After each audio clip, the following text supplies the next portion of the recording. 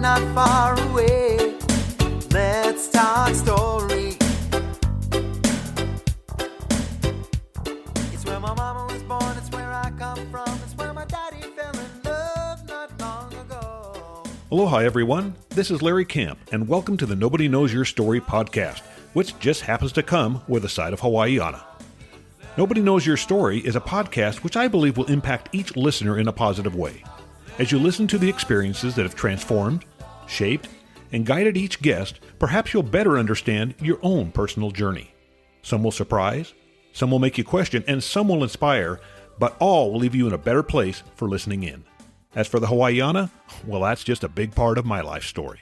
So I invite you to check in from time to time, or better still, add Nobody Knows Your Story to your list of favorite podcasts.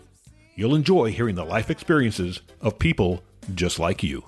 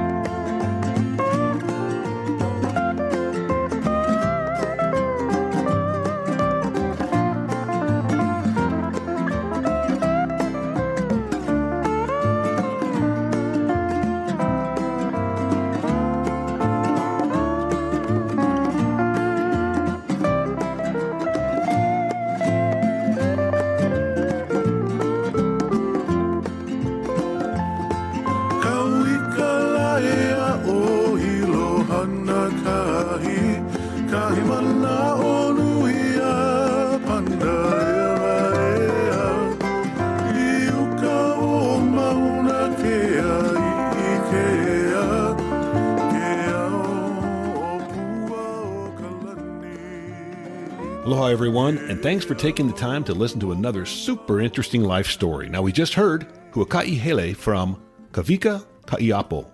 And you know, I'm going to say it now. You just heard it. It's an old school song. And sometimes I like hearing some of the old school in Hawaiian music because I grew up with that. But I've also got some contemporary music for our mid-podcast song. And that is going to be Hawaiians Say, performed by Ihukai. Sitting across from my desk right now is my good friend Doug Herdt. Now, Doug and I actually met playing softball, what would you say, Doug, about 5 years ago or so? Something like that? 5, 6? When he turned old enough?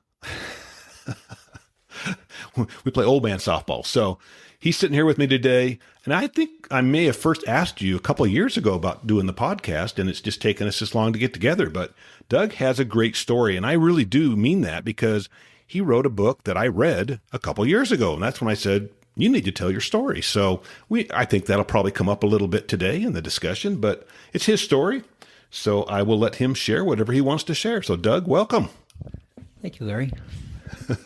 And we've sat here for about 20 minutes talking already. So we've just been kind of just talking about life. And a lot of times that's what these stories are, right? A life story. That's right. Yeah. Yeah, so you've heard a couple of them. You know the format. You can go any direction you want. I'll ask some questions, I'm sure, at different times. But yeah, start wherever you want. Okay. Well, as we were talking a little bit earlier, Larry, I said, I think my life boils down to a saying that I actually heard years and years ago, and it was from the Dalai Lama. I don't know which Dalai Lama, because that's just a title, I believe. Yeah. But the Dalai Lama once said, and this quote has stuck with me in my entire life, and as I look back at my life, it's what my life is about. And that quote is, if you must lose, don't lose the lesson. Yeah. As I look back at my own life, the greatest things that I have ever done in my life didn't start because I won something. They started out of loss. Mm-hmm. And some pretty deep losses in my life. And we all experience losses. We all lose jobs, or we lose money, or we lose loved ones, or we lose our sanity, yeah, or our health, or whatever. There's so many things that we can lose, and it's what we do with that. Do we learn from that? Do we learn a lesson? If not, we just get a big L on the sheet, and it's done. Mm-hmm. Otherwise, I think it motivates. I think loss motivates. I think it helps us. I don't know. We become more determined after loss if we're really remembering the lesson. And I started off in my early life learning some lessons that I probably didn't realize for many years. As Larry knows, as he's sitting across from me, I am not a big guy. I stand a whopping 5'6" if I'm stretching it. Hey, I was going to say you were 6'2". And weigh in at about 132 pounds. Yeah. I looked it up not too long ago. That puts me in the bottom 3% of all males in the United States at 132 pounds. So I'm kind of in a minority. I'm this little guy, and I was really, really little growing up. When I first started wrestling, and I started wrestling in junior high, in intramurals. And it was the first time in my life that my size didn't put me at a disadvantage. I've always been an athlete. Larry and I have met in softball, and I do a lot of athletic things that we'll probably bring up. But some of those things were kind of restricted because of my size. So here I was back in 7th grade weighing 58 pounds. That is amazing. That's what I wrestled at. My first match was in the 58-pound category. I was tiny. I loved sports. I played football when I was young, and basketball was probably my sport. Played a little baseball. I was not a good baseball player. In fact, I played 3 years in minor or little league, from when I was 10 until I was 12. Mm-hmm. I don't think I ever got a hit, Larry. And I was probably scared of the ball. They were throwing it pretty fast. Mm-hmm. I still was a pretty decent team player, though, because at my height, probably about 4 foot tall, I could scrunch down and get up to bat and have a strike zone of maybe 12 inches. I'd walk probably 50% of the time. Yeah. And that, Larry, you know me, and even in my old age, I'm 68 right now, I still got some pretty good wills. Oh, you do. And I was going to mention that. I said, even though you're kind of talking about that you're small and this and that, I said, you were very fast. and so I would get on base, and second base was mine. Yeah. I just stole it. Often the coach would give me permission to steal third. And so that was my contribution to the team. But I don't think I ever got a hit in baseball. But basketball was a whole different story. Here I was, this tiny little guy, and I remember I was either 8th or 9th grade, and I was going on a church team. It wasn't in the LDS church. It was I was a member of the Clearfield Community Church up in Clearfield, and it was a multi-denominational church, and they had a basketball league for high school. It was pretty intense competition. We played the Methodists, and we played the Lutherans, and we played the Protestants and the Presbyterians, and it was a big season, and it was a big deal to make this church team. And they invited a couple of us that were in junior high. And I remember, I believe it was the last practice before our first game of the season. And we had a full game scrimmage. And I was on fire. Now, there wasn't a three-point line at that time, but everything I shot had to be out that far because when you're 4 foot tall, I didn't want to go into the tall timber. And so I was just out there just nailing them. The only other thing I got was I'd break out on fast breaks and get layups. And I was the leading scorer in the whole thing. And these guys were all high school seniors and juniors. And here I was, a little 8th grader, probably weighed 65 pounds, and out there and just lighting it up. Well, I got the start on the team, and then quickly deteriorated as they started putting pressure on me, these other teams and stuff, and just became a bench player after that. By the time I got to high school age, I was now wrestling in high school, and wrestling was one of those things where I learned some tremendous lessons that would benefit me the rest of my life. One of them started off my very first match in high school. I weighed 80 pounds as a sophomore, had not hit puberty yet, and looked like I was probably 11 years old. I have grandkids that outweighed what I weighed in high school, and they're in 4th or 5th grade. Yep. So I was just this tiny guy. In fact, in wrestling in high school, the lightest weight was between 98 and 101 pounds. I weighed 80 pounds and went out for the high school team. Got to my first match, wrestled this giant of a kid who weighed 100 pounds. He had 20 pounds on me, and it was all 20 pounds more of muscle, and he just basically had his way with me. He just beat me to a pulp, and then finally he pinned me. And I was so infuriated and frustrated that after that I just thought about quitting. I thought, I'm done. This isn't for me. But I went to practice the next day, and I looked up on the ceiling, and there was a sign up on the ceiling that was strategically placed, and it was just a handwritten sign. And I don't remember exactly what it said, but it changed my life. It said something to the effect of that no man is down and out until he has lost faith in himself. And I looked at that sign, and I realized that I hadn't got pinned the day before. I had given up. He didn't have the power to pin me. I gave up, and I realized at that time I could never give up again. And I went the rest of that year losing a lot of matches because I was giving up a lot of weight, and I never got pinned again. My junior year, I was wrestling JV. I went undefeated and never was put on my back even, and went through the season, just stomping everybody. I'd have been varsity for most teams except a good friend of mine. I just call him Hig because he had the same first name as me, and we just got confused all the time. So he was Hig, and I was little Dougie. But Hig was an interesting guy, about 5 foot tall, full grown. He had a beard, had a mustache, had whiskers. I got plenty of whisker burns from him wrestling with him. And we became lifelong friends. We're still very good, close together. But I wrestled JB behind him, and he was one of the best wrestlers maybe in the world at that time. His senior year, he went undefeated. I think only had 2 matches that he didn't pin people, and he beat them by like 20 points.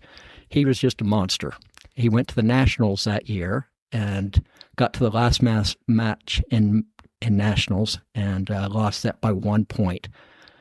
If I remember right, that guy who beat him went on in the 1984 Olympics to win the gold medal. And so he was that world caliber of a guy. And I got to wrestle him every day, and I never beat him. Never. We wrestled through high school. After college, we became roommates and kept wrestling. We wrestled in AAUs, and we're trying to get back to nationals. This was before '84. I think Hig had an opportunity to possibly go to the Olympics. He was in the top 2 or 3 in '80, but the Olympics we boycotted that year in 1980. I think that was the Russian Olympics. Yeah. And so in '84 they were in Los Angeles, and by that time Hig was just a little bit out of shape. Hig taught me a lot of lessons about losing. I would go there and just fight like crazy, and at first, I wasn't even close to him. By the end, the closest I ever got, my last match when we were 24 years old, I tied him, and it went to a referee's decision, and they gave it to him, and rightly so. But there was a lot of lessons in there about not giving up. And for me to go my entire high school getting pinned my first match and then never again was pretty incredible, with one caveat. My last match as a senior, the coach had me wrestle up a couple weights to try to help the team out, and I was wrestling a guy that was one of the top guys in the state at a higher weight, and he put a move on me, and I thought, nobody ever turns me with this move, and my self-confidence got to me, and his strength, and all of a sudden I was on my back, and I got pinned my first and last match in high school. But pretty incredible what your mind can do when you decide not to give up. And that was one of the greatest lessons I've ever learned, and I would need that the rest of my life. Larry, you know some of the rest of my story, but there are some things where it would have been really easy for me to give up. And I think it came from that determination out of loss that it wasn't going to happen again. Yeah. There's a lot of good lessons come from sports. Oh, I mean, there really are. I mean, absolutely.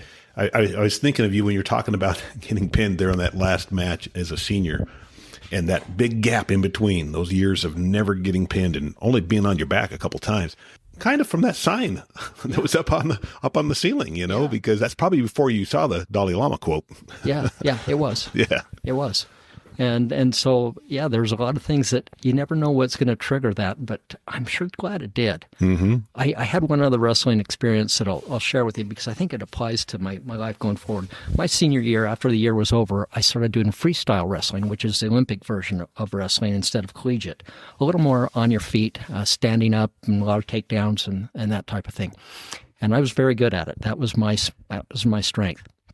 And that year after my senior year, I actually won the Northern Utah State Championship in freestyle wrestling, beating a lot of state champions from the collegiate side, you know, in the high school side.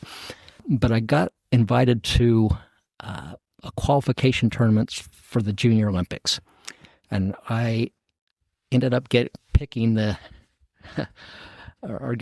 put up against one of the top wrestlers in the state. And I went out in the first round and took him right down to the ground. And we just kind of wrestled after that for a couple rounds with no score. It was 2-0. I was winning 2-0 in the third round. Got about halfway through the third round, and the referee blew the whistle and came up and gave me a caution. And I remember that caution to today. He said, "Doug, if you want to go to the Junior Olympics, you've got to work for it." So I thought to myself, I'm winning 2-0. This guy cannot figure out my style. He can't take me down. If he can't take me down, he's not going to score. And I thought, I'm going to the Junior Olympics. All I got to do is avoid making a mistake. And that's the mentality I had as I started wrestling again. Well, probably 30 seconds later, the referee blew the whistle again. And 30 seconds in wrestling takes a long time for some reason. But came back to me again and gave me the exact same warning. Doug, if you want to go to the Junior Olympics, you've got to work for it. Well, I knew there wasn't much time left on the clock. I'm winning 2-0. I thought, if I win 5-0, 8-0, it doesn't matter. I'm going to the Junior Olympics. I just can't make a mistake. And so I kept wrestling, and I was pretending as if I was being more aggressive and trying to score. Really had no intention. I was happy with 2-0. Well, the referee blew the whistle again. I jumped up thinking the match was over. Looked over at the clock, and there was a few seconds left on the clock. The referee came up and disqualified me. And I didn't get to go to the Junior Olympics. The guy that did never scored against me. And it was really hard on me. And yet the lesson I learned there was probably so much more important in my life than had I won and just slipped by on a 2-0 score. What I learned was that it's not good enough just to avoid the wrong. We have to go after and do what's right. And that's kind of helped me throughout my life. In the Bible, in the Epistle of James, there's a quote that says, "To him that knoweth to do good and doeth it not, to him it is sin." And I'm not perfect in this. I'm sure there's many times in my life I've probably done a pretty good job of avoiding the wrong, but I haven't always chosen to do the right. But that's really helped me in my life. Thinking back to something Larry said to me yesterday on the softball field. I hit kind of a lousy hit, dribbled up first base line, and I gave it 100% to get there, and the guy messed up and couldn't pick up the ball, and I ended up getting a double out of it. Larry said something about, that's why we run in this game. And I've learned that, and you've probably noticed, Larry, that no matter where I hit, I'm off at 100%. Mm-hmm. It's just something that has been in me my entire life, probably since that time, that it doesn't matter. You just do the best you can do. And so I think that came into play. And again, one of those things, again, that I would need again in my life as I've faced other challenges in my life. You know, people that didn't play sports, or maybe they played, but they didn't, you know what I mean? Yeah. Your wrestling experience started, I believe, at 7th grade. Yeah. Went beyond school, went into your 20s. Yeah. And so, I mean, this was a big part of your life. And like you say, there's a lot of, you used the word, I think, determination. But there's also, I think, just so much. It's a year-round thing. It's not like you can, wrestle and then just gain 20 pounds over the summer or something. You have to stay fit, and you have to keep at it, and you have to keep doing the exercise. And that probably goes anymore for almost any serious athlete. Right. So yeah, that, as I'm listening to that, and again, I knew about a lot of this from the book and different things. I know how hard wrestling is. I wrestled a couple times. Not that I wanted to, but I had to, like in gym class or something, right? Yeah. And it is just grueling. Yeah. That probably the next to that to me is swimming. Yeah. Because that is such a difficult physical thing if you're swimming for long periods of time. Yep. But wrestling, that's brutal, dude. I think the best definition I ever saw of wrestling, and in high school it was a 6-minute match, in college an 8-minute match, but it's a 6-minute sprint into another guy your same size. It's just all that weight against itself. Every muscle of your body is pushing back. Mm-hmm. You're totally worn out. I read statistics one time of how many calories a person burns in different sports. And I think wrestling was right among the top there, because in that 6 minutes, I'll tell you what, you are done for the day. That's when you went to a tournament and had to wrestle several times a day, it was grinding on people. And you would see some of those that couldn't take that. Yeah. Probably boxing too. Yes. That'd probably be another one. Absolutely. Because just, I mean, it's 3 minutes or whatever. Human force against human force. Oh, and taking poundings in the ribs and in the face. Yeah. And oh my gosh. Yeah. I never did that either. So yeah. Clearly, I mean, I don't know what we've been talking now for 20 minutes or so. And most of that's been about your wrestling. Yeah. And there's a reason for that, because that kind of was the impetus to a lot of things and making you the individual that you are today, and able to handle some of the adversity that came your way throughout your life. Yes. Let me address probably the biggest issue that I've had to deal with in my life. And it was supposed to be a very joyful thing. It was, I ended up converting to the Church of Jesus Christ of Latter-day Saints when I was about 24 years old, and then served a mission in Japan when I was 25 and 26. And came home from my mission, and I'm going to give you a little love story here. And sometimes love stories end up turning a little bit tragic, and that will be the case in this one. But still a great story, though. It is a great story. I came back from my mission. I was dirt broke.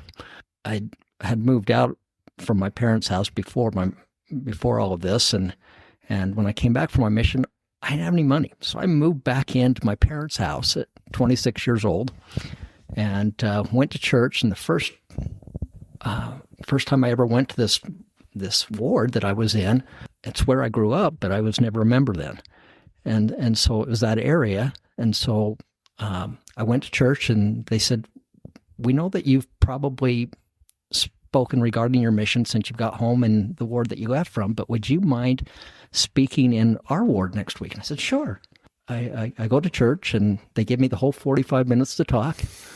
And I stood up there, and I was telling some of my experiences in Japan, faith-promoting experiences and so forth. And I noticed on the very front row of this chapel, there was this family, 9 kids, all blondes, and the parents. And there, as I was talking, I noticed this one girl who I thought was probably about the middle of their kids. She looked like she was probably about 14 years old, but she was just paying attention to every word I said. And I thought, that's not common for a 14-year-old. What's going on with this girl? It just was a little bit weird. I didn't think too much about it. 2 days later, I'm working at the Steak Tomato Farm, harvesting tomatoes. And I'm over there on this tomato plant picking tomatoes, and here comes this little blonde girl, that same blonde girl, and starts picking tomatoes off the same plant. And I thought, oh, great. I'm 26 years old, and I'm getting hit up by a 14-year-old girl. And she told me her name, introduced herself as Tina. And I said, well, Tina, I'm going to guess that you're probably at Clearfield High. And I was giving her the benefit of the doubt. I really thought she was probably about junior high age. And she says, oh, no, I'm not in high school. And just the way she said it, I thought, oh, I wonder, did I guess too low? I said, are you up at Weber State? Are you in college? She says, no, I'm not in college. And I'm going, oh, no, she is a junior high girl. And I said, so are you at North Davis Junior High? And she says, laughs, and she says, no, I'm not a junior high student. And I thought, oh, great. I'm being hit on by an overdeveloped sixth grader. And so I said, so Tina, do you go to Holt Elementary School? And she says, well, kind of. And I thought, oh, great, now I've got a smart aleck, overdeveloped sixth grader hitting up on me. And she says, I said, what do you mean kind of? How do you kind of go to school? She says, I teach there. Tina looked very young for her age, and there was some reasons for that. I think part of it is she had been through a war in her body for years and years. When she was just young, she had kidney problems.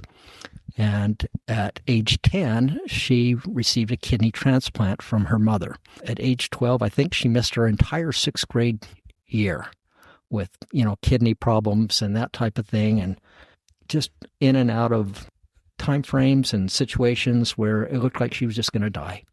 As she got into college, she did okay, and then right before she graduated, that kidney, the one that she got from her mother, started rejecting. Tina graduated from school. 2 days later, was in the hospital getting her old kidney removed, and did not do well. She spent 2 or 3 months in intensive care, body just falling apart all over. The things that she went through were just horrendous. She explains them in her journal, and every time I would read the things that she had went through, it made me grateful for having a healthy body. Mm-hmm. But it made me realize how this girl dealt with adversity. And it was some tough things. I mean, there were times where she just wasn't going to make it. And she did. I didn't know her at that point in her life. And so I met her, of course, when I came home from my mission. She must have been about 24 at that time. So she had her second kidney transplant when she was 20, I believe in 1980. And it was a cadaver kidney. And by the time I got to know her, Tina was pretty healthy. And she had a love for life like no other person I've ever seen. Probably because of what she'd been through her whole life. She'd been so sick that she hadn't been able to do anything. First time in her life, she could go bike and hike and run and swim, and she did it all. Do you think also that maybe she thought, I may not have a long life, so I'm going to enjoy it? I don't know. I think she knew that it had taken toll on her body, for sure. Yeah. But I think she thought, you know what, I've gotten over some pretty big hurdles here, and things are going pretty well now for the first time in her life. And she was an elementary school teacher, not much bigger than her students. In fact, when she stood about 4'10.5", and when she was going through some of these things with kidney transplants, she would get down to as low as about 65 pounds. Just almost nothing, and she almost died a few times. But when I knew her, she was doing much better and was healthier. But I think it stunted her growth, all the medications and everything that she was on, and so she didn't end up being as tall as her sisters, and she just had this outlook on life that was tremendous. And I met her and did not fall in love with Tina immediately by any stretch of the imagination. We dated on and off, mostly off, for about 3 years. If I look back to the journals, our journals will almost mirror each other when they say, went out with this great person, really thought a whole bunch of them, but nah, it's not going to happen. That went on for years and years, and finally something clicked. And I'm not quite sure what it was. I was over at a neighbor's house one I think it was a Memorial Day holiday or something, and this neighbor would just invite all the outcasts of the area there, and everyone was in his house all the time. And I was over there on a Sunday afternoon giving all the kids Japanese back rubs that I learned in Japan, and Tina walks in and she says, "Can I get in line?" And all of a sudden, I think the parents of this thing cleared out all the kids, and it was just me and Tina there, and we started dating again, and ended up falling in love. And it was magical. We were married in the St. George Temple in 1987 in September, and it was just an amazing thing. Now, Larry, I have to back up because people can't see me. Not only am I small, but I don't look my age. No. This has been a lifetime problem for me. I couldn't help but thinking that when you were describing her, thinking, well, she's looking at you. Unless you said it in your talk, she didn't probably realize you were not 21, right? Yeah. Because that's usually the age of somebody coming home from a mission. And I look so much younger than all my companions, and I was 6 or 7 years older than them. Yeah. And this was a lifetime thing. Not only was I small, but I grew up very slowly. When I was in high school, again, I weighed 80 pounds, hadn't hit puberty yet. I got my driver's license that year, and I had to sit on two cushions. One underneath me so that I could see over the steering wheel, one behind me so that I could reach the clutch of my car. And I would get pulled over on a regular basis by the police. Not because I was doing anything wrong, simply because I looked like some 11-year-old who had hijacked his big brother's car. And I think, my record was 3 times in one evening, got pulled over. 3 different police officers just driving by, and they go, "Wait, that guy can't be 16 years old." So I've always had this younger boyish look, and I think when Tina and I got married, people thought, "Oh, these guys are just little punk kids." Yeah. And we ended up getting married. Tina was so busy in school, teaching school, and she was an extremely dedicated teacher. She just loved what she did and put in a lot of hours and just loved her job tremendously. We decided after her school got out in May that first year, we thought, let's go back to Japan where I served my mission and just go back there and get away from the world for a little bit, just so it can be us. Because I was working a lot of overtime in my job, and Tina was working long hours, and we just didn't have a whole lot of time. And so we thought, let's take 6 weeks and just go back to Japan and just enjoy this. On our way out, we stopped at a companion's house in California. And while we were there, they said, well, we've got this youth dance that we're chaperoning tonight. And so would you guys just like to come with us? And we're going, yeah, sure. We're here. We head out for Japan tomorrow. We'll just do this. This was out in Modesto, California. And which is where my wife's from. Oh, okay. Yeah. Yeah, it was one of my favorite companion was from Modesto, California. So we had a good visit with them, but we were at this dance, and Tina loved dancing, and she just loved anything that could move this body that wasn't always healthy. And so we were out there dancing. They played a slow song, and I grabbed onto my wife, and all of a sudden we get a tap on the shoulder from one of the other chaperones there and said, "We don't know which ward you guys are from, but you guys are dancing a little close." And they took us outside, and my friend, Ed, and his wife followed out and just were eating us up, just laughing. Because I'm 30 at the time, Tina's 27, and we looked like we were supposed to be at this youth dance. And but we went to Japan, and after this adventure, and just had the closest time in our life, and probably really needed that. And ended up getting pregnant with our first son, Kyler, while we were in Japan. So we always called him the made in Japan baby born in the USA. Came home after that, and about 7 months into this pregnancy, Tina started losing weight, hand over fist. She started the pregnancy, I think, at 95 pounds. She was 7 months pregnant, and now she weighed 96 pounds, carrying 10 plus pounds of baby stuff. And they couldn't figure out what was going on, put her into the hospital, and just couldn't figure out what was going on with this girl. They thought for sure it was her kidney. Ran all the kidney tests. Kidney was functioning perfectly, no rejection, just doing what it was supposed to do. So they started running a multitude of tests because they just couldn't figure out what was going on with this poor girl and why she was losing so much weight and so sick.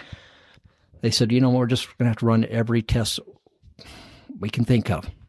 They didn't get too far in the alphabet because they ran an AIDS test and found out that the kidney transplant that she had had some almost 10 years earlier when she was back in college or right out of college had been tainted with the AIDS virus, either that or one of the transfusions that she had. And so here we were, young couple, pretty much newlyweds. We'd been married a year, and then found out that Tina had AIDS. And this was at a time in the history of AIDS where it was pretty new. It was not understood at all. The doctor came in, had no idea how to really talk to us about it, looked at me and said, your wife's got AIDS. You probably have got it too. And almost assuredly your unborn son has got it. And he says, go down to the lab and get tested. And I'm in shock. I mean, I've just had my world just fall off the edge of the world. I can't think of a worse thing for a newlywed couple to run into. All of a sudden, sex, which had been off the charts before marriage, and being a member of the Church of Jesus Christ of Latter-day Saints and living the law of chastity. And then all of a sudden, with one word, yes, at the altar, it became God sent. And then with one word, AIDS, it became lethal. Life's kind of changed not only that way, but here I'm now dealing with, she's probably got this. There was no cure at that time. No one was living through it. This was before Magic Johnson was diagnosed. There wasn't a single soul who had got it who had ever lived through it. Freddie Mercury from Queen passed away just a few months after Tina did. And so it was pretty early in it. And the doctor says, go downstairs to the lab and get your blood results. You probably got this. I'm in shock. I did as he asked, walked down there in kind of a daze, still trying to figure all this out in my mind, and get down to the lab. And I said, I need to have my blood drawn. And they said, why? And I said, call the doctor. I can't explain this to you. But they said, are you a patient here? And I said, no, my wife is. And they said, well, this doesn't make any sense. I said, call the doctor and it'll make more sense. And they said, no, we don't call the doctor. I said, just take my blood then. And they said, we can't do it. And I had sworn at this time that I was not, Tina and I, early into this, we weren't going to tell a person about this unless we had to, because the stigma was so terrible at that time about having AIDS. And I got so frustrated talking with these lab guys who would not call the doctor that I finally just blurted out, take my blood so I can die. And all of a sudden they were on the phone to the doctor. Yeah. And they took my blood. They didn't have get the results back immediately. That was on a Friday. They wouldn't have them back until Tuesday, which was 3 of the most agonizing days of my life. Not knowing that my wife had this and that no one had ever survived through it. I wasn't too keen on watching her go through that. I wasn't very excited about me having to go through the same thing. But when I realized that there was a potential that Kyler, this unborn baby, was also have this, I just lost it. I had nothing left. And I remember offering a prayer, and probably one of the meanest prayers I've ever said in my life. I went home that night. I hadn't slept. Well, I stayed there with Tina the first night. The second night I went home, hadn't slept, and I offered this prayer, and I just remember telling God, I'm going, God, I joined this church. I went on a mission. I came home, and found the most righteous person I have ever met in my entire life. And now this, I said, I'm not happy with watching Tina do this. If I've got to die, I've got to die. But don't let this little boy be born alive. I can't handle it. That's beyond me. And that's all the expectation that I was given from the doctors, is that that's how it was going to be. 3 days later, I walked back into the hospital room, and I'm not sure what happened, Larry, during that time frame, but there was a calmness that I had, and it was a determination that I was going to make this work no matter what happened here. I walked in the room, and Tina wrote in her journal, Doug was smiling. I didn't know anything different, but I was at peace. And I think there was something that was given to me from above to let me know that things would be okay. Because I ended up testing fine. I didn't have it. Kyler was born just a week later, 7 weeks premature, almost 7 months into the pregnancy. Basically, he was born, went into intensive care for about 1 minute, came out and was put in Tina's little corner room. Part of that was probably fear of having an AIDS baby in the hospital, because 2 days later, at 3.5 pounds, he was sent home. They couldn't test for him at that time because he would have the mom's antibodies running through his system. And so they'd say, we can't test him until he's about a year old, when he develops his own system there. But a scary time for us. But I thought it was miraculous in some ways that Kyler was well enough that he didn't need to stay in intensive care. He scored a 9 on the APGAR score out of 10. And in Utah, you can't score generally higher than a 9 because of the altitude. You know, they don't get as much oxygen. And so he scored just like a well baby, and was sent home and was drinking out of a bottle 10 minutes after he was born. Most newborns can't do that are preemies. And came home. We had no clothes for him. Dressed him in Cabbage Patch clothes because it's all we had. Was some doll clothes that Tina had. And long story short, a year later, Kyler tested fine. That he didn't have it, and he's now a 37-year-old golf pro. And there's one prayer that you're glad was unanswered there. One prayer that I was glad was unanswered because I didn't know there was any option. Right. And there were, like you said, there was so little known. So at that little time. known. Yeah. And then we started this trial for the next couple years with Tina, where we really couldn't let anybody know what was going on. There was a story that came out about that time. I think it was called the Ryan White story, and I remember Ryan White. It was on a TV thing, and it was a kid that was a hemophiliac, I believe, who got some blood that was tainted with the AIDS virus and basically was ran out of town. And Tina and I watched that in horror, and she's just going, we cannot tell a soul. And so for 2 years, for the bigger part of 2 years, we lived a lie. We had to pretend as if everything was going fine, and yet behind the scenes it wasn't. And it was a rough stretch. It was a really rough stretch. We finally went public with it in about the last 6 months of her life. Her health was failing so bad, and AIDS is a terrible thing to watch a person go through. It's a relentless disease. She had sores all over her body and down in the inside of her body, and just couldn't fight off anything, and eventually got down to about 65 pounds before her death. But she never let it get her down, which I still was amazed at it. I learned so many lessons from Tina.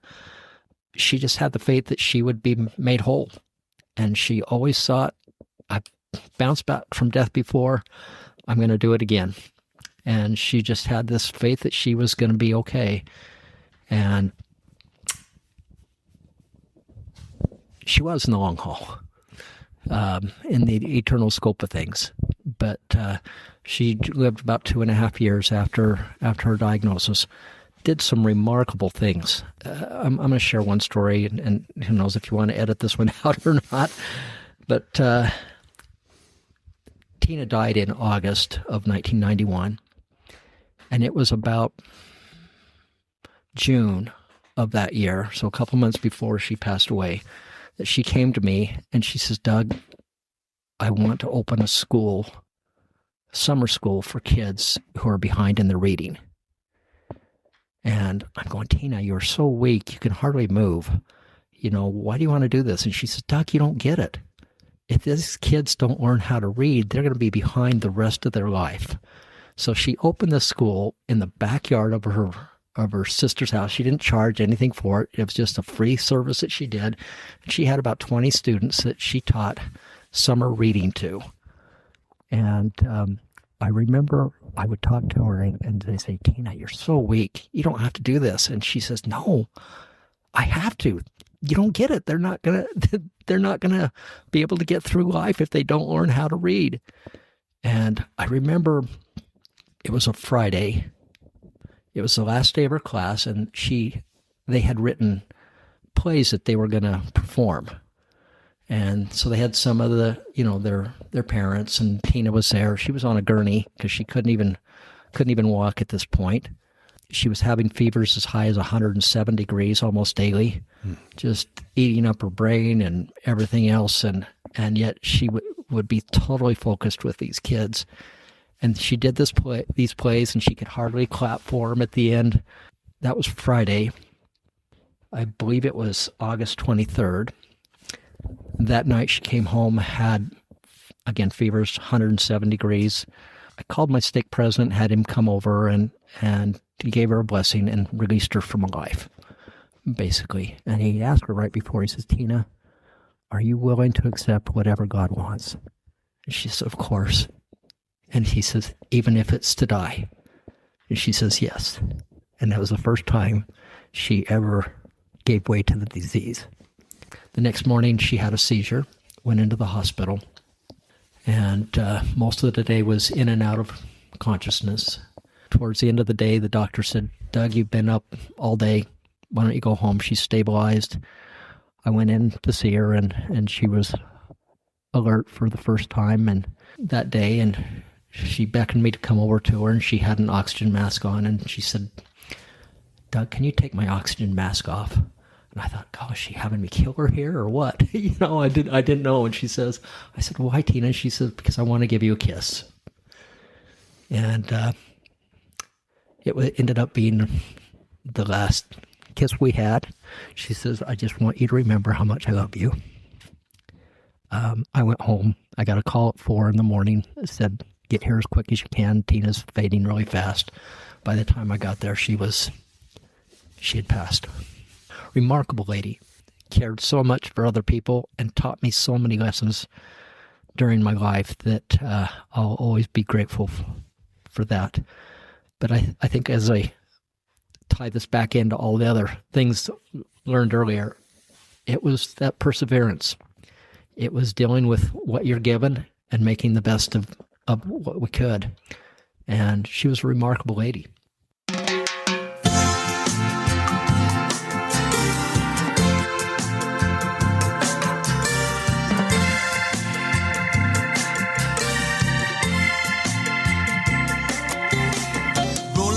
Country road, passing my favorite fishing hole. Seen somebody in a diving stance. Funny thing was he had no pants. And Hawaiian say, ah, Paul. And Hawaiian say, ah, Paul. And Hawaiian say, ah, Paul. And Hawaiian say, Look, yeah. A little ways down the street, I see surfs up at the beach. I said I gotta clean at his yard, but when we reach today sounds too hard. Ooh, and Hawaiian say, Bombay.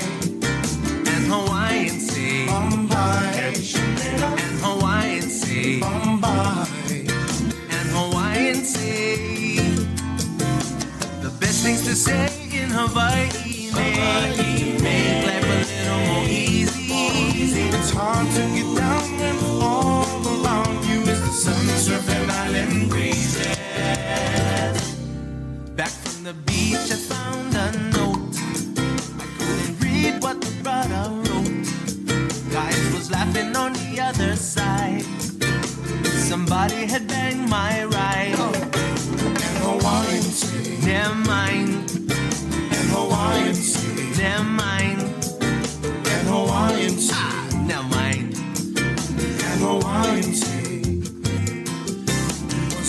did when I got home. I never do the things that I was told. My mother told my father that was that. Now no more car, no more surf like that. And Hawaiian say, Poor thing, and Hawaiian say, poor thing, and Hawaiian say, poor thing. and Hawaiian say. The best things to say in Hawaii make life a little more easy. It's hard to get down when all around you is the sun surfing out and breathing. Whoa, yeah.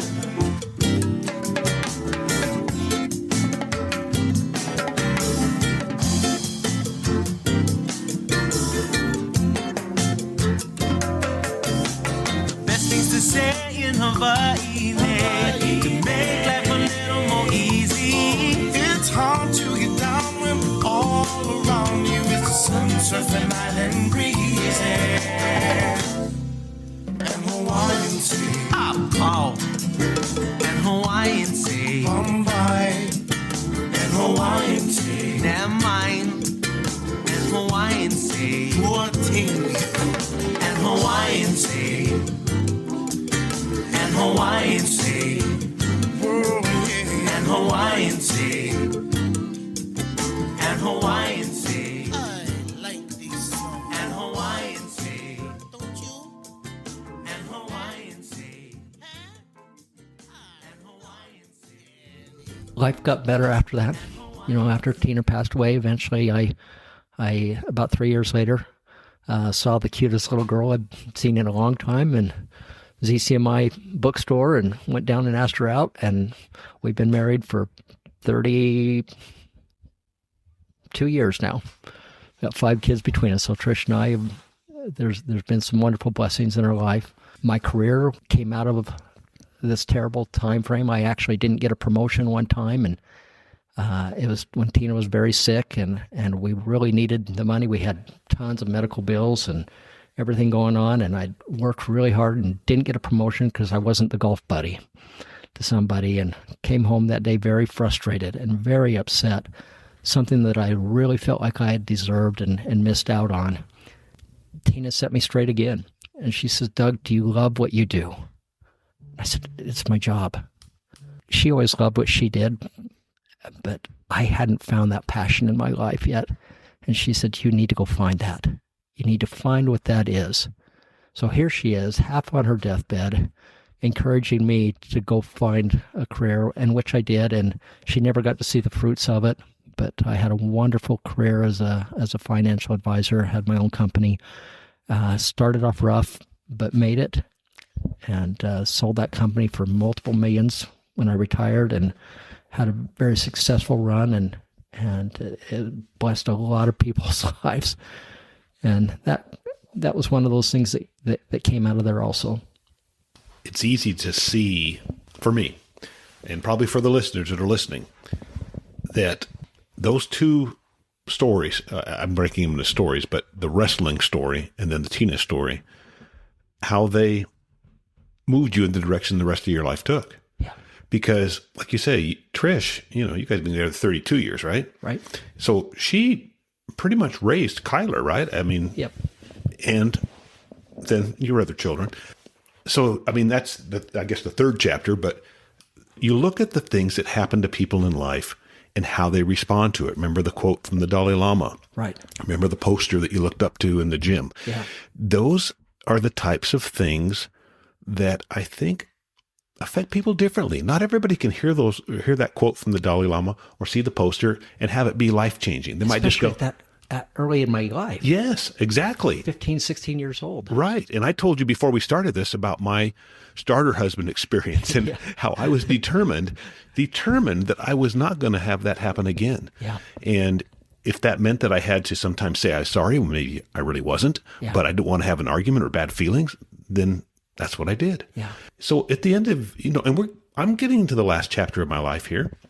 And as I look back and you look at the things that you're most proud of, or these accomplishments, I mean, for me, having a good marriage would be up there at the top. Absolutely. And different people have different things that they would choose. Sure. Maybe it's their career, or maybe it's a whole lot of things that kind of make it all together. Yep. But your story, and that's why I said to you a couple of years ago, hey man, you got to tell your story, because it's very impactful. And it not only says a lot about you, but it also says, and it's fun to share the stories about Tina. Yeah. She's gone, but her story, and talking it today, and who knows how many hundreds of people, thousands of people are going to hear this podcast and be influenced by the good person that she was. Yeah. So I appreciate you sharing that. I know that's hard. You made my eyes sweat a little bit. So, it's just, it's a hard thing. Well, Larry, let me move on to one other one, if you wouldn't mind. Yeah, absolutely. I'm going to move to my dad for just a second. My dad had an open heart surgery when he was 44 years old. Changed my life. I was at state wrestling thing that day when he had surgery, and I didn't know if I would come home to a dad or if he'd be dead. I made a decision at that point, again, very young. I was 16 years old when that happened, that I would never allow that to happen to me, that I would exercise the rest of my days, and I pretty much have. I love exercising.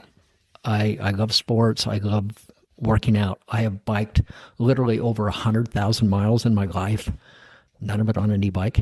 Yeah, and just did 68 on your birthday. I just did 68 on my birthday. Each year I do my age on my birthday. Yeah. And sometimes that's a little more difficult than other years. One of the most difficult years is where I'm going to get to. About 12 years ago, I was playing in a pickleball tournament down here in St. George with a partner of mine, and we'd driven down the day before, and I had a secondary home down here that we were staying in. We started playing in this pickleball tournament, and it was a round robin where we had to play about 7 or 8 different matches. My first match, I get up there, and it was against our big foes from down here in St. George. We'd played them many a times. We're in this match, and all of a sudden, I start getting this heartburn sensation, which I'd never had in my life. And so I called a timeout, and that was against what my partner Blake and I would ever do, because we were always in better shape than everybody else. We just wanted to keep that match going and wear people down. And I called this timeout because I had this heartburn sensation, and I thought, this is kind of weird. My female partner, who I was playing with the next day, was over there. She says, "Doug, are you okay?" And I said, "I think so." I said, "But just in case I'm not, will you go grab some aspirin and maybe some Tums for me?" And so she did.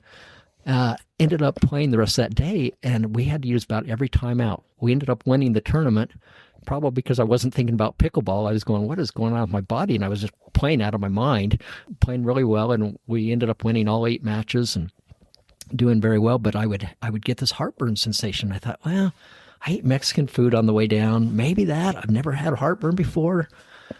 Went back home, went to the doctor. I said, "Gal, could I be having something going on with my heart?" And he says, "You bicycle like 100 miles a week. You play pickleball 2 or 3 times a week. You lift weights. You do all these things." He said, "There's no way you could do that if your heart was not working well." And so treated me for heartburn for the next year. So the next year I'm down at the Senior World Games here down in St. George and playing in a pickleball tournament with a new partner that I just picked up that year.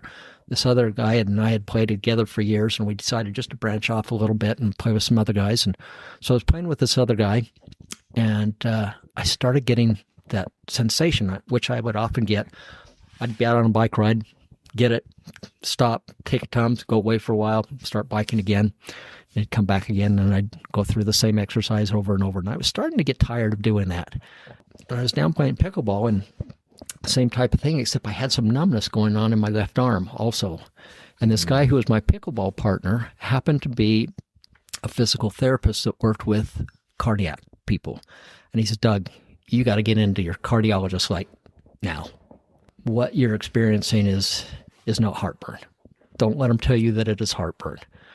I go back up to see my doctor. He runs a test on my heart, EKG. He calls me the next day and he says, "Doug, you ever had a heart attack?" And I said, "Not that I know of." And he says, "Something's a little bit strange on your EKG." He says, "Let's send you to the cardiologist." So they get me to the cardiologist. I walk in, he says, boy, you don't look like you should be here. I'm a pretty fit guy, and always have been pretty proud of that fitness because I didn't want this to happen to me. I go into the cardiologist, and he says, let's do your EKG over. And he did. He looks at it, and he says, 9 out of 10 cardiologists, myself included, are going to tell you that this is not your heart. He says, so if the one bozo is correct and we're wrong, let's go to the next step. Let's put you on the treadmill. And let's see how you do on the treadmill. So he hooks me up to the treadmill, puts me on there. I said, so what's the purpose of the treadmill? And he says, we're gonna run you till you can't do it, can't go any further. And I'm going, oh crud, here's a challenge. I said, how long is that? And he says, no one's ever made it past 15 minutes. And I'm going, set it for 16. And just the little cockiness in me, and just one of those challenges. If somebody tells me I can't do something, dang, I'm going to go do it. That's part of that wrestling experience and everything else, right? And so, and I had that wrestler mentality. So we get on the treadmill, and I'm just joking around. I'm going, oh, this is pretty boring, and I'm going, no wonder I don't do a treadmill thing. It's too boring. And he's laughing and giggling with me. And then all of a sudden he looks over at the tape, turns off the machine, and says, Doug, I don't know what's going on. Something's going on with your heart. And he says, now, I don't think it's your heart. He said, I still don't think it's a serious thing. I don't think we have a problem here. 9 out of 10 cardiologists are going to agree with me. You wouldn't be able to do this if you had heart problems. And so he says, let's go to the next step. Let's do the angiogram, where they, run tube into your heart and then take a look from the inside. And so I'm laying on the table, and you're kind of half in and half out so that you can move around, but you really don't even know if you're there or not. I don't know if you've ever been through that, but It's kind of a strange thing. You're just, your mind's not totally there, but they can tell you move this way or that way, and you can do that. Finally, they woke me up, and cardiologist points up at the screen, and he says, Doug, I don't know how to tell you this. He says, you see this and this and this, and he pointed to 3 spots up on the monitor. He says, those are 100% blockages in your heart. And this one is the Widowmaker. And I looked at him, I said, so am I dead? And he said, you should be, but you're not. He says, most people who have 100% blockages in their heart are dead. He says, you're having open heart surgery in the morning. And I said, pump some more of that medication into me because I'm going to have a heart attack right now.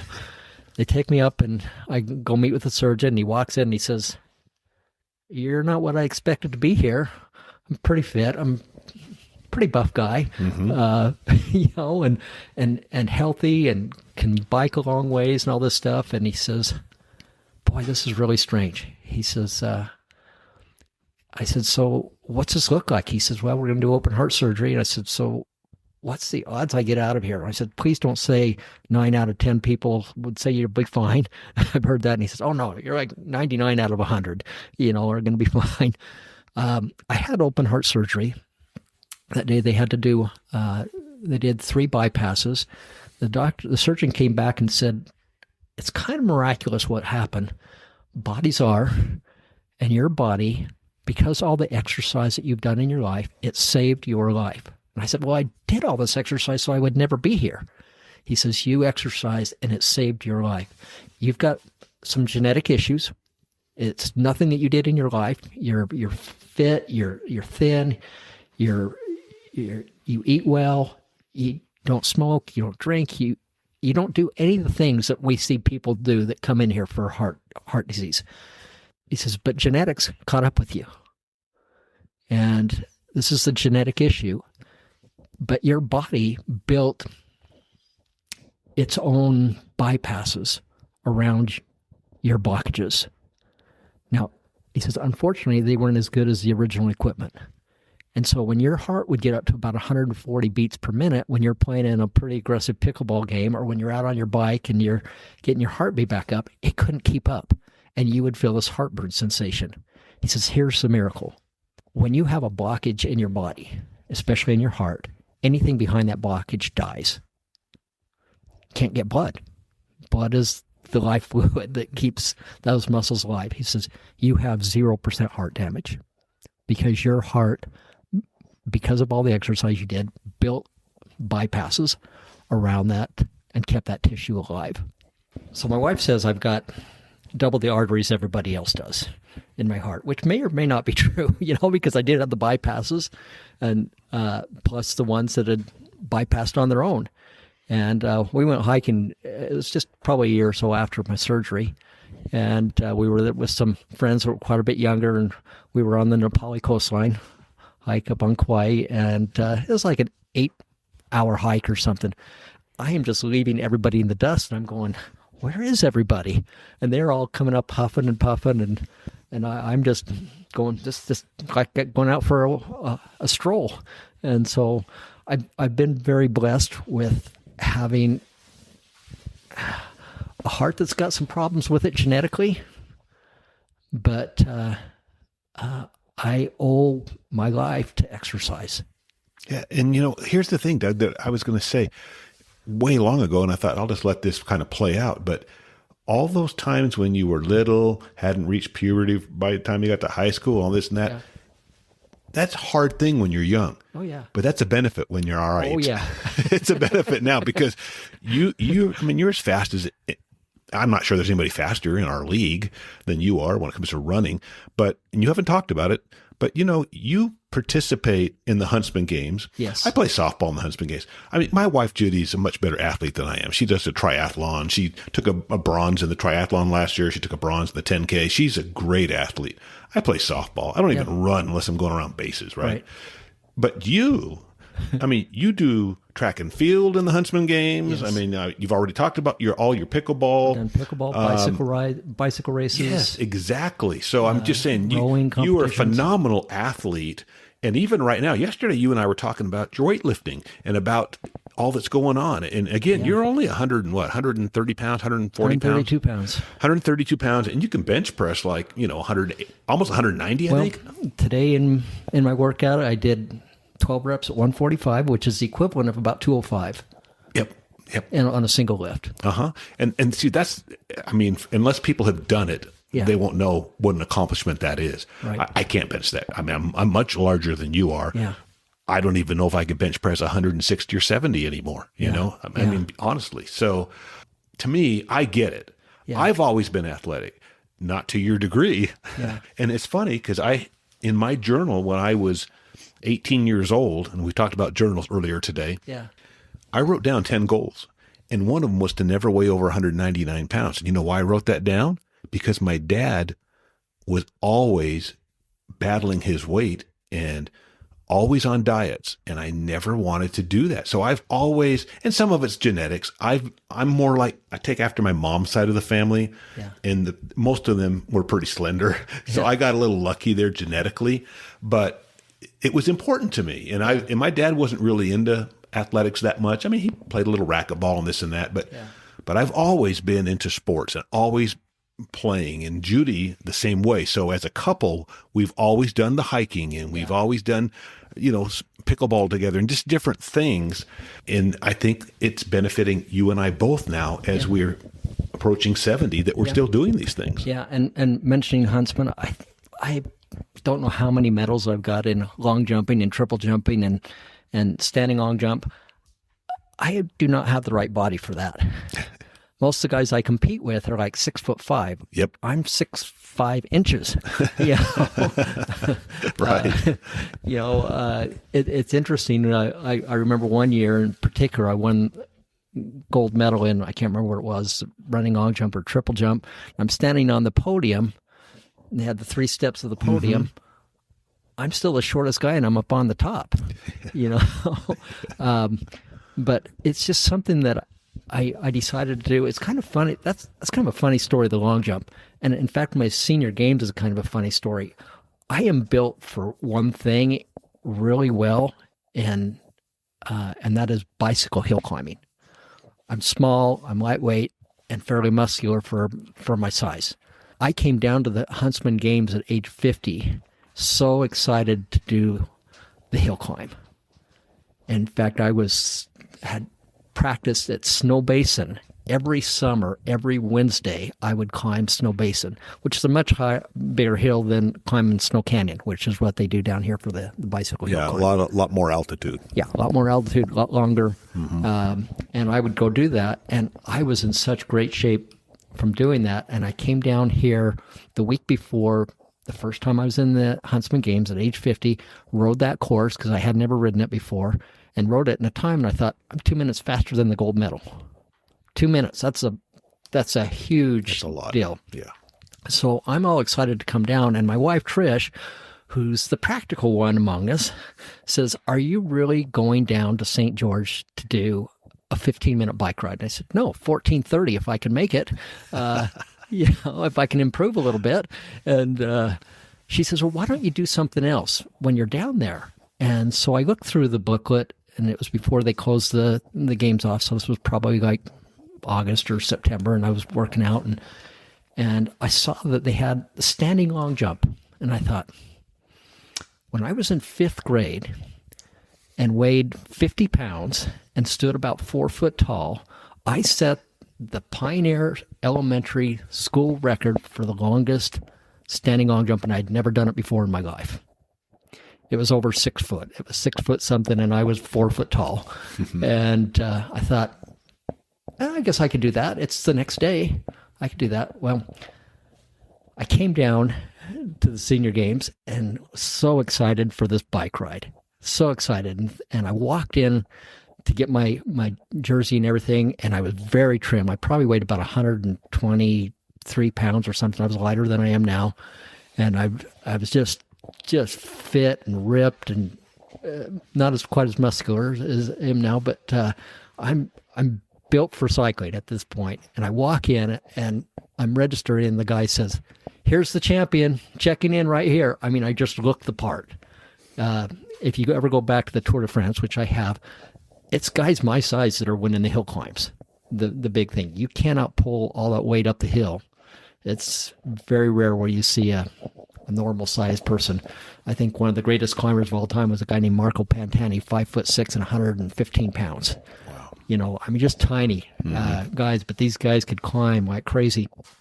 And so I come down, stay in a hotel, cannot go to sleep that night because I'm so excited about this thing. I get zero sleep. I wake up in the morning, I go there, and I ride this ride 4 minutes slower than I practiced a week earlier. I took 7th place. 7th place. And I was so discouraged. I threw my bike in the back of the van. I said, Trish, let's go home. She says, you still got the standing long jump. And I'm going, an event I haven't done since I was 10 years old. And I've tried it a couple times out here, and I went and did it. I jumped 8.5 feet. I took the silver medal in it. And I thought, hold on, I've been working out for 26 years to do this bike hill climb, and I take 7th. I haven't done long jumping for 40 years, and I come out and win the silver medal. But you were the Pioneer Elementary champ. I was the Pioneer Elementary champ. And after that, I took up the running long jump, which I had never done before, the triple jump. I learned how to do that, and I got just a ton of medals, and I guess I probably got some frog DNA in me somewhere, because for some reason I can jump. Even now, and you mentioned powerlifting. I started doing powerlifting a year and 3 months ago, and I did it because I kept getting hurt playing softball, pulling hamstrings. Yeah, you were hurt a lot. And long jumping. Every year I'd pull a hamstring muscle and just go, well, I got 9 months to heal it up again. Mm-hmm. And so I thought, I'm going to go to a trainer. I'm gonna go lift weights the right way. Because I'd always lifted, but I never really knew what I was doing. I'd just go in and bench a little bit, do some curls, whatever. And I went in to see this trainer, and we started training and doing a lot of squats and lower body work, which I'd never really done much of. And he said, do you know that you are you're really close to being competitive in powerlifting for your age and weight group. In fact, you're right on the cusp of setting all-time American records. And I thought, oh, cool. Well, I guess I'll try something new here. And so I started getting into powerlifting. Long story short, last year I did win the world championship in the bench press. Kind of interesting because it came off of another little issue in my health. I was in a tournament and doing a squat and all of a sudden I felt a pop in my stomach and found out that I had pulled or tore the adductor off of my hip, the adductor muscle. Very rare. In fact, the doctor down here that works at the university, works with all the track and field guys, the football guys, the basketball guys, says, I've never seen it in 20 years. I've never seen that muscle pop off a hip. I called up to BYU. They'd had 4 in history that they had found. And when that happened, I was back in Des Moines, Iowa by myself. I couldn't walk. I couldn't get into my car. I couldn't get into the bed. Trish was in Denver visiting grandkids, and I was in Des Moines for a one-day thing that I thought was just going to be, go to a tournament, win it, come out, and come home. And it was one of those times where I thought I might be done with everything. When that hip muscle came off and I could lay in bed and I could literally not lift my leg off the bed. I could feel my brain telling my leg to make that happen, and it wouldn't do it. And I thought, I might be done with athletics for the rest of my life. And then about 15 minutes later, in kicked, that same thing, learned the lesson from this. Yep. And I knew I was going to come back. And in fact, I started working just on the bench press because I couldn't do squats anymore. Went to the World Championships, qualified for the World Championships in the bench press, won that event. And now I'm back to full doing the squats and the deadlifts and heading to nationals in a couple months. I think I've got a really good chance of winning nationals, and then Worlds will be in November, and I think I've got a really good chance for overall that. I'm lifting really, really well. So it's amazing what bodies can do. Yeah, and I think the other thing too, you've been athletic your whole life. My whole life. But one thing I would say to listeners that are listening to this, if you're in your 50s or your 60s and you haven't been athletic, you can still do it. Oh, yeah. I would be careful starting. I mean, get some help and get a trainer. Get a trainer. Yeah. But you can do it. I just don't feel like you're too old to do stuff is what I'm saying. And even if it's just walking. Yeah. I mean, I set a goal. It's funny, I'm listening to you thinking the stuff you're doing is just so impressive. For me, I just set a goal for what is New Year's resolution. I'm going to walk at least 4 miles every day. That's awesome. And I don't go at 4.0 anymore. Like when I used to listen to music, I'd walk at a 4.0. But now I listen to podcasts and I walk at like a 3.7 or whatever. But, and some days I've been walking around my kitchen getting that last 400 steps in because I wanted it. But I joke with Judy because she gets so tired of me doing goofy stuff like that. But I said, but that keeps me doing it. Yeah. Do you know what I mean? If I don't have a little goal or something in place, it's raining out there today. Yeah. I don't think I'm going to go walk, but I haven't missed yet. Yeah. And I love it. I love exercising. I know a lot of people think it's a pain. I don't. And it's maybe because it got driven into me very young that it's what I needed to do. And now it's saved my life. And now I am more intent about working out since my heart problems and this hip problem than I've ever been in my life. Yeah. And remember, it was when your dad had the issue at age 44 that you made that goal to not have that issue. Right. And it actually was 4 years earlier than that. He had a heart attack at 40. Okay. And that's when I started that. Okay. I was 12 years old, and I got for Christmas that year my first weight set. And I lifted every day, every lift they had in the books. I had no idea. And I was 55, 60 pounds, and had this little 110-pound weight set and didn't use anywhere close to that amount back then, But the goals are good. I mean, and you kind of came up with that one, and I think you need something to motivate you sometimes. Yeah. And I don't know why those things stuck with me so young in my life.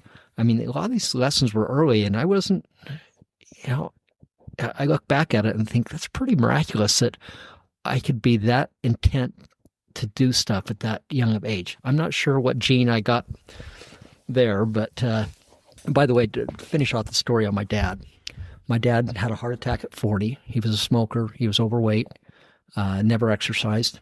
At 44, he has open heart surgery. Pretty famous surgeon worked on him, Russell Nelson, who ended up becoming the prophet of the I was going to say, I know that name. Church of Jesus Christ of Latter-day Saints. Just died not too long ago at 101 years old, I think he was, or something like that. He might have done a little exercise himself. He did a little exercise. He worked on my dad. The day of his surgery, I'm at state wrestling championships that day and trying to divert my attention someplace else. And my mom gets pulled back there by the doctor and said, she didn't tell us this for years. She says, Russell Nelson said, I did the best I could. We were supposed to do a triple bypass. We could not find a vein in his entire body that we could use. So we took his 2 mammary arteries up in the chest and did bypasses on the 2 big ones. He will have another heart attack. It might kill him. And he probably is not going to live very long because his arteries are so shot in his body that they're that of a man 88 years old. Now, here's the part I think I inherited from my dad. My dad came home. When he had the heart attack, he quit smoking. When he had his open heart surgery, he came home, showed me his thing on his chest, and I thought, that's the grossest thing I've ever seen. I'm never going to let that happen to me. And started running. My dad was fast. I think I know where I got that. He was so stinking fast, and he would go running every day. When he finally got that ultimatum in his life, he wasn't going to live very long, he changed his life totally. And funniest story ever is we had 4 guys in my high school that constituted the 4x100 relay in track and field and set the state record. And I had a very, very cute little sister that some of my friends and some of them, I'm not sure were my friends, they were coming over to see me, but really trying to get a peek at Peggy. And one night, they come knocking on the window. Well, my dad hears them. And there's 2 guys that are on the state championship thing, and they take off. My dad ran them down. He was probably 45 at that time. And so, I look at it now and I'm going, I can still outrun a lot of high school kids. I'm pretty quick still. But my dad caught him around the block. It was more than 100 yards, but he had the endurance and he ran him down. And I'm sure those were 2 surprised young men. And I still tease him to this day because I know one of them going, you should hand that gold medal over to my dad. And he said, oh man, he ran us down like... He says, we ran out of sprint, and he just kept coming. And my dad lived until he was 92 years old. Isn't that amazing? He never had that second heart attack. His heart grew other arteries, evidently, around some of those blockages. And he lived 48 years after his open heart surgery, which, according to the Guinness Book of World Records, is the longest anybody's ever lived after having open heart surgery. I think that it also shows... I mean, obviously your dad's kind of a freak, but it shows too that you can change absolutely at any point in your life. Absolutely. You don't have to wait for open heart surgery. You can change now if you want, Dr. Nelson told my mom he's probably got 2 years. Yep. He lived 48 years after that. It's amazing. And my dad was tougher than tough. Oh, man. My friends would come home from wrestling after our practice, and they'd walk into the house. My dad would say, "Arm wrestle right now," and just beat these guys. He was a bigger guy than me. But he wasn't. He's 5'10". Yeah. He weighed about 200 pounds for his heart attack. The rest of his life, he weighed about 150. Mm-hmm. Just thinned down and became an excellent runner. And it made changes that gave him another 48 years. Gave him 48 years. Yep. Incredible. Yeah. Well, if we're wrapping up, what would you what would you say about the last? It's kind of funny. Sometimes we'll say, "Bear your testimony here for 2 minutes," but you know what I'm talking about. What would you say to encapsulate this whole experience of life for you? Because it's your story. Everybody has their story, but certainly yours has had some real defining moments that we've talked about here today. And how would you sum things up? I don't know if I can do it in 2 minutes, but I can do it in 15 seconds. It's what we started with. Yeah. It's just that if you must lose, don't lose the lesson. Mm-hmm. The lesson is where the learning comes. Yep. The losses creates that lesson opportunity. And I'll tell you, I believe wholeheartedly that loss is an important thing. I think it is underrated how important loss is in developing character. It's an opportunity for growth. Yeah. I mean, it is. We don't like it. We don't like it when it happens. We don't like it. But yeah. But boy, if it makes us put that shoulder down and make some goals or milestones that we want to reach, that was the catalyst for me. Mm-hmm. It was from loss. Yep. And I look back and I'm so grateful for the pounding that I got from Hig for 3 years. And then even until we were 24 years old, could never beat the guy. By the way, he came up to me at our 40th year and or whatever. Reunion? Reunion. Yeah. And of course, I got the guy that looked the same award again. But Hig came up to me and he says, I just want to tell you thank you. He says, I never would have been what I ended up being without you busting your butt every day. I hated you coming to practice because you would not give up. Mm-hmm. And he says, they should have given you that state championship. He says, you were the one that pushed me to there. And I'm going, no, you're the one that helped. And he said, I have to say this. He says, you got revenge. He says, because I would trade you in a heartbeat to look as young as you do now. Yeah. Well, that's true. Like I said earlier, I mean, it was maybe something that bummed you out when you were, 13, 15, 16, having to ride on a pillow and getting pulled over 3 times the same night. But It's a nice benefit now. Yeah, it's sweet, and I'm not trading anybody for it. All right on, Doug. Well, hey, I sure appreciate you sharing your story, buddy. I've enjoyed it. I know the listeners are going to enjoy it. And boy, if they can hang in this long, that's an endurance test themselves. Well, they will. They will, because it's good, and there's no part. It's like sometimes in a movie there's a lull. It gets a little slow. No, it was a great story, start to end, buddy. Well, Larry, I want to thank you, because when I came into softball 6 years ago, when I moved to St. George, I was a lousy baseball player. I told you that. This was something I thought, I'm going to get redemption and see if I can figure out this sport a little bit. So I came into softball. My first coach was a godsend, Norm Mangum. Yep, Norm. Because that first day, I was terrible. I struck out the first time I got up. Mike Smith gave me an extra step in and said, hey, he's brand new. Let's give him an extra strike here. I went out in the field and I didn't know how to play. I didn't know what to do. I could hit the ball, and I could run, but I had no idea how to play. And I was walking out that first day, and I was determined not to come up. And Norm came up and he said, Doug, you can do this. And he says, please come back again. So I came back the next week, and Norm wasn't there. And I thought, oh boy. And they said, we signed a coach for today, and it's Larry Camp. And you sat there and coached me through that entire game, how to play, I think, second base, because I had no idea what I was doing. And you just would tell me every batter that came up, do this. Okay, you got to cover here, Doug. You need to go out here. It changed the game for me, and I started having fun. And I have had a blast working and playing with you guys in that league. It's my social outburst every week. Yeah. We just go out there with a bunch of great guys and just have a blast.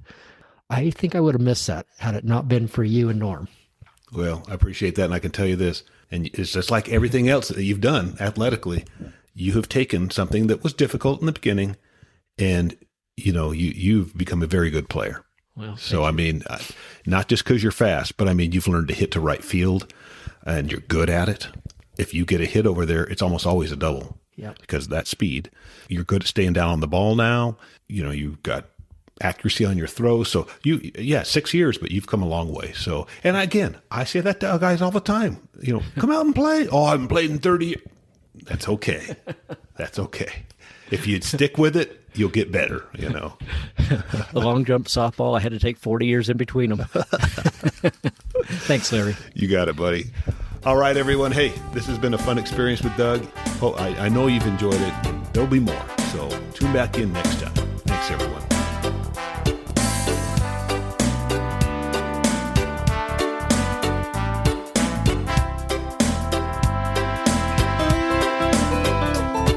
Down a little old country road not far away. Let's talk story. It's where my mama was born, it's where I come from, it's where my daddy fell in love not long ago.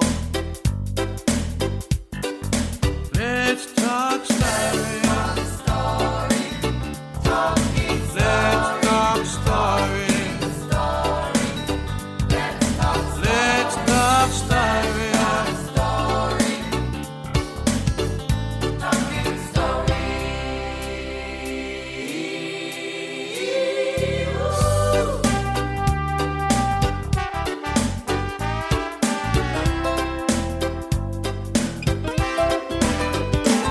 Sit down and relax, stay a little while. It's been so long since I've seen you smile.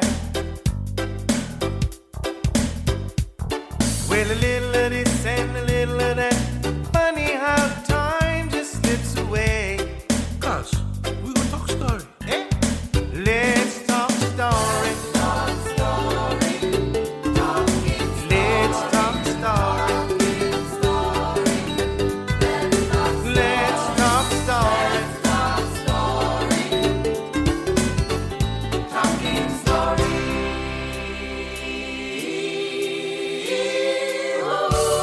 Woo! Time for friends to share. Time to hear what's